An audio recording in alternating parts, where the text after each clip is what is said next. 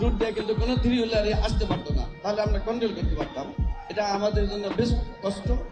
আমরা যদি এটা ফিজিক্যালি যদি বলি আর কি, তাহলে এই 662টা পয়েন্টে 662 জন আমার পুলিশ ফোর্স কি করতে হবে, এখানে দাঁড় করাতে হবে, তাহলে আমরা কন্ট্রোল করতে পারবো। কিন্তু আমরা তো তাও পারছি না। আমরা তারপরে আমরা রুটস অ্যান্ড হাইওয়ে কর্তৃপক্ষের সাথে আমাদের মিটিং হয়েছে। তারা বলছে যে পরবর্তীতে যখন রোড কি হবে, ডেভেলপ হবে, তখন তারা সার্ভিস রুট রাখবে। সার্ভিস রুট রাখলে তাহলে এই থ্রি হুইলারের যে প্রবলেমটা, এটা অনেকাংশে সমস্যা হবে। তারপরে আমরা চেষ্টা করছি। আমরা তো দেখেন, আমরা একেবারে সিনিয়র আমার এডিশনাল ডিআইজি লেভেলের অফিসাররা কিন্তু এখন রাস্তায় আছে। আমরা সবাই মিলে চেষ্টা করছি, আপনারাও চেষ্টা করবেন যে যত অ্যাক্সিডেন্ট হচ্ছে তার সিংহভাগ অ্যাক্সিডেন্টই কিন্তু এই দ্রুত গতি সম্পন্ন গাড়ির সাথে এই অল্প গতির গাড়ি সাথে যখনই কলিজন হচ্ছে তখনই এই দুর্ঘটনা ঘটছে এবং প্রাণহানি হচ্ছে। আমরা চেষ্টা করছি, আপনারাও চেষ্টা করবেন। আমরা সবাই মিলে সমন্বিতভাবে আমরা যেভাবেই হোক আমরা তিরুল্লাহ অন্তত হাইওয়েতে যাতে না আসে সে চেষ্টা আমরা করব।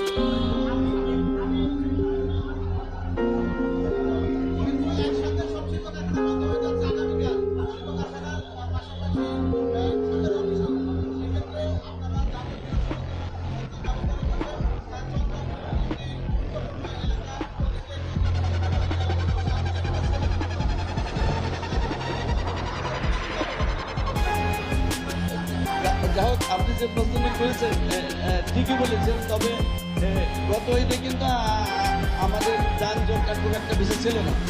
এই যে একটু হবে, আমি যেটা বলছি একবার হবে না তা না, যেহেতু বৃষ্টি হচ্ছে। আর সবচেয়ে আসার কথা হলো আমাদের ঢাকার এলাকা থেকে যমুনার ব্রিজের পূর্ব পর্যন্ত এটা রাস্তা কিন্তু আমাদের এখন হয়ে গেছে।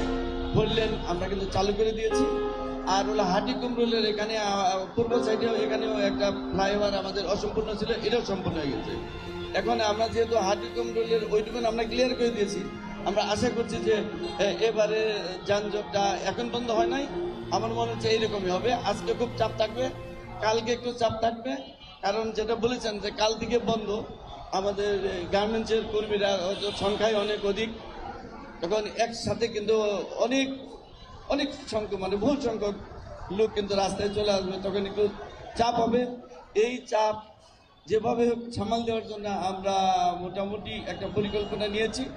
আমরা তখন যেভাবেই হোক আমরা এই রুটে যদি সংকলন না হয়, আমাদের যে বিকল্প রাস্তা আছে, আমরা বিকল্প রাস্তায় আমরা গাড়িগুলিকে আমরা করবো, বিশেষ করে ডাইভার্সন করে দেবো। যেমন যদি এদিকে খুব বেশি প্রেশার দেখি, তখন আমরা ঢাকা থেকে যে গাড়িগুলো উত্তরবঙ্গে যাবে, এই গাড়িগুলিকে আমরা নবীনগর থেকে এই ডান দিকে না দিয়ে আমরা সরাসরি দিকে দেবো, মানিকগঞ্জের কালামপুরের দিকে দেবো। কালামপুর থেকে মির্জাপুর হয়ে আমরা বাইপাস করে দেবো। তাতে আশা করছি যে হয়তো গতবারের চেয়ে এই বছর একটু চাপ বেশি থাকবে, বাট আমরা এটা করতে পারবো। সেভাবে আমরা মোটামুটি মেন্টালি রেডি, আমাদের ফোর্স রেডি আছে, আমরা মনে হচ্ছে এটা পারবো।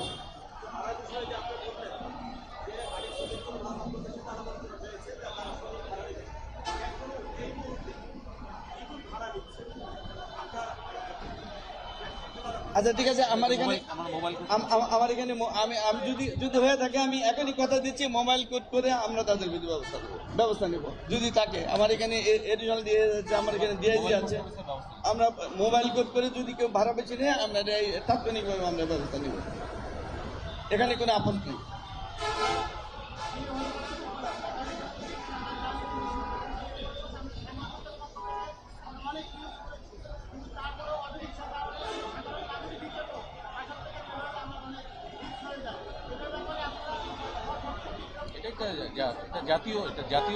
আপনি যেটা বলেছেন ঠিকই বলেছেন, এটা কিন্তু এখানে আমাদের একটা জাতীয় সমস্যা। সত্যি কথা বলতে এটা আমাদের অনেক আগে উচিত ছিল, যখন যেহেতু এই অটো রিক্সা যেটা, এই অটো রিক্সার পাসগুলি কিন্তু আমরা কিন্তু আমদানি করি।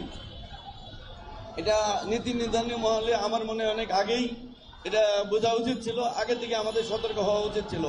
এখন যেহেতু আমরা সতর্ক হইনি, তবে আপনি দেখেন 40 লক্ষ গাড়ি, এই 40 লক্ষ গাড়ি কিন্তু একজনে চালায় না, চালায় একটা গাড়ি দিনে 2 পালায় 2 জনে চালায়, তার মানে 80 লক্ষ।